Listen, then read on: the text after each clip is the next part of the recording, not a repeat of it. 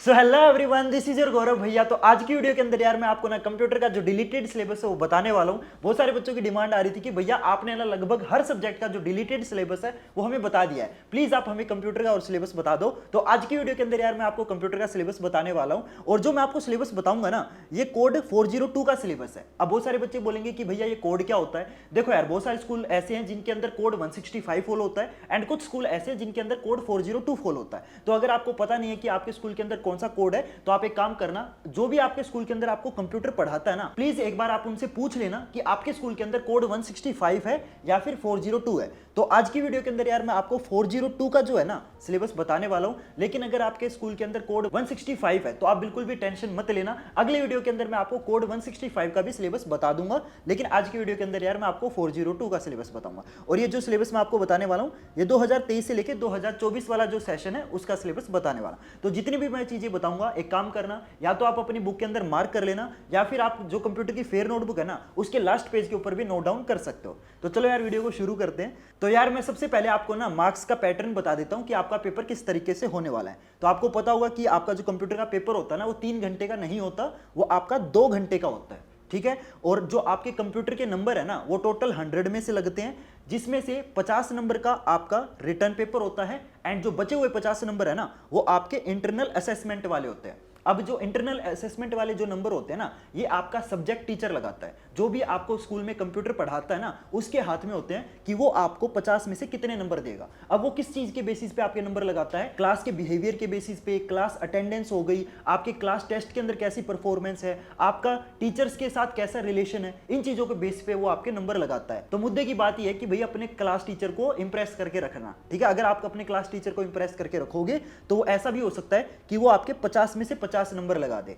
ये जो 50 नंबर है ये आपके क्लास टीचर के हाथ में है, एंड ये जो बचे हुए 50 नंबर है ये आपके हाथ में है, क्योंकि ये आपका रिटन वाला पेपर है, और इन दोनों को जोड़ के आपके टोटल 100 में से मार्क्स लगाए जाते हैं। Clear everyone?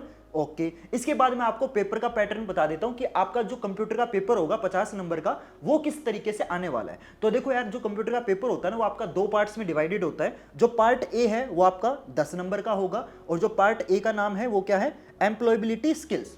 क्लियर? और जो पार्ट बी है वो आपका 40 नंबर का होगा। क्लियर? और पार्ट बी का नाम क्या है, सब्जेक्ट स्पेसिफिक स्किल्स। तो पार्ट ए 10 नंबर का, पार्ट बी 40 नंबर का, दोनों मिला के कितने हो गए, 50। तो आपका जो रिटन पेपर है वो 50 नंबर का है, और जो बचे हुए 50 नंबर है वो आपके इंटरनल असेसमेंट वाले। तो आपको एक बार पूरा समझ आ गया कि भाई कंप्यूटर के अंदर आपके मार्क्स किस तरीके से लगते हैं, और जो पेपर का पैटर्न है वो किस तरीके से होने वाला है।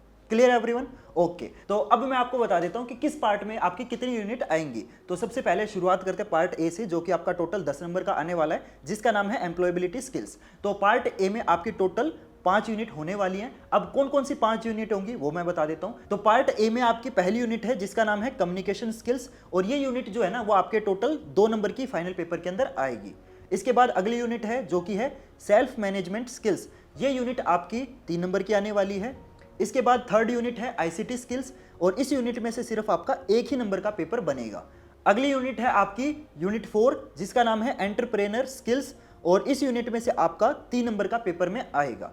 और आखिरी यूनिट आती है आपकी यूनिट 5 जो कि है ग्रीन स्किल्स, और इस यूनिट में से सिर्फ आपका एक ही नंबर का पेपर में आएगा। Clear everyone? तो पार्ट ए के अंदर टोटल 5 यूनिट है। तो मैंने आपको बता दी कि पांचों यूनिट कौन कौन सी है और किस यूनिट में से आपका कितने नंबर का आने वाला है। Clear everyone? इसके बाद आपका पार्ट बी आता है जो कि टोटल 40 नंबर का है। तो ऐसे समझ लो कि आपका 50 नंबर के पेपर में से अकेला पार्ट बी जो है ना वो 40 नंबर का है। तो अगर आप सिर्फ और सिर्फ पार्ट बी भी करके आते हो ना पेपर के अंदर, तो भी आप अच्छे खासे नंबर ले सकते हो। अगर आप पार्ट ए छोड़ भी आते हो, वैसे मैं ये नहीं कह रहा कि छोड़ आना, लेकिन फॉर एग्जांपल अगर आप पार्ट ए छोड़ भी आते हो ना और सिर्फ पार्ट बी भी अच्छे से कर लेते हो, तो भी आप 50 में से अच्छे नंबर स्कोर कर सकते हो। तो पार्ट बी का नाम क्या है, सब्जेक्ट स्पेसिफिक स्किल्स, और इस पार्ट के अंदर आपके टोटल 4 यूनिट आने वाली हैं। कौन कौन सी है वही चारों यूनिट? तो यूनिट 1 जो है वो है आपकी डिजिटल डॉक्यूमेंटेशन, और इस यूनिट में से टोटल आपका 8 नंबर का पेपर बनेगा। अगली यूनिट है आपकी यूनिट 2 इलेक्ट्रॉनिक स्प्रेडशीट, और इस यूनिट में से आपका 10 नंबर का पेपर आने वाला है। और अगली यूनिट आती है यूनिट 3 डाटाबेस मैनेजमेंट सिस्टम, इस यूनिट में से आपका 12 नंबर का पेपर बनेगा।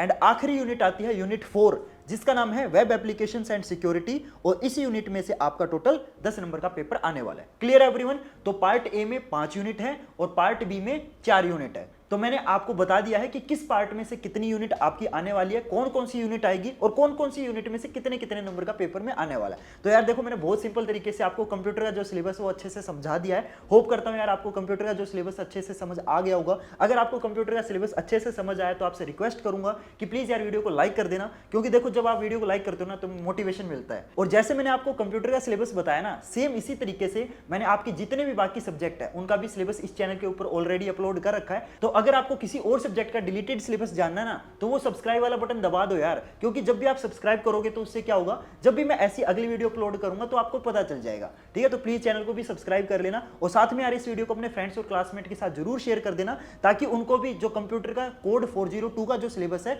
वो पता चल सके। और देखो यार, बहुत सारे बच्चे ऐसे भी होंगे जिनका कोड 165 होगा, तो शुरुआत में मैंने ऑलरेडी बता दिया आपको कि आपको टेंशन नहीं लेनी है। ये मैंने आपको कोड 402 का सिलेबस बताया है, लेकिन अगर आपका कोड 165 है तो अगली वीडियो में मैं कोड 165 का जो सिलेबस है वो भी अपलोड करने वाला हूं। तो वो बच्चे जिनका कोड 165 है वो भी प्लीज सब्सक्राइब कर लेना, ताकि मैं जब अगली वीडियो अपलोड करूं तो आपको पता चल जाए। तो गाइज मिलते हैं फिर अगली वीडियो में नए टॉपिक के साथ, तब तक के लिए goodbye and have a nice day.